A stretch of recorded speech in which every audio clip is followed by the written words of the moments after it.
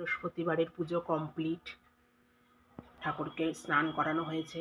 তোমরা তো জানো প্রত্যেক বৃহস্পতিবার করে এই যে গণেশ, মা লক্ষ্মী আর এই যে আমার গপু সোনা, তিনজনকে স্নান করানো হয়। তো সবাইকে স্নান করানো কমপ্লিট, পুজোও কমপ্লিট। এই যে পুজো হয়ে গিয়েছে। তা ভাবলাম চলো তোমাদের সাথে একটু ভগবানকে দর্শন করিয়ে দিই। স্নান করিয়ে সব পরিষ্কার ধোয়া পোশাক পরানো হয়েছে। আর ভগবান দর্শন না করালে মনটা তো ভালোই লাগে না ঠাকুরকে। আর আজকে মন ভরে পুজো দিয়েছি, খুব শান্তি হয়েছে জানো তো। পুজোটা দিলে মন ভরে খুব শান্তি হয়, আলাদা একটা তৃপ্তি আসে। তা মন প্রাণ ভরে গিয়েছে। কিছু কিছু দিন আসে সেই দিনটা দেখবা খুব ভালো লাগে পুজো দিয়ে বা কোনো একটা কাজ করে। তা আজকে ওরকম পুজোটা খুব শান্তি মতন দিয়েছি।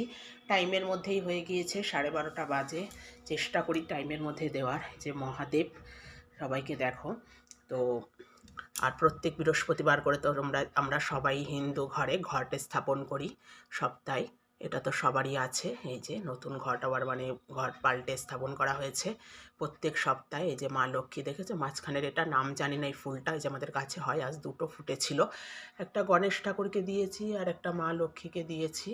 সব পুজো কমপ্লিট। আর এই যে আমার গপু সোনাকে আজকে আর একটা পাগড়ি পরিয়েছি, অনেক পাগড়ি আছে। তো সব পুজো কমপ্লিট। কেমন লাগে আমার ভগবানকে তোমরা কিন্তু জানিও। আর এখানে দেখো 2 টোপলা ফুল, তো সব ফুল টুলো আছে অনেক।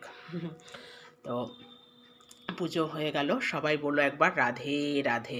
জয় রামকৃষ্ণ, জয় মা শারদা, জয় গুরুদেব। ভগবান সবার ভালো করুক, সবার মঙ্গল করুক।